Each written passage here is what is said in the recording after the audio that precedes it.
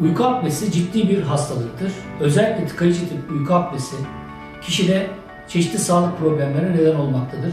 Buradan en ciddisinden başlayarak kişide hipertansiyon, kalp ritim bozukluğu, gece idrara kalkma, ağız içinde kurumalar, yine kişinin huzursuz ve uykusuz bir şekilde uyanması, güne kötü başlaması önemli bir sağlık ve sosyal problem olarak karşımıza çıkmaktadır.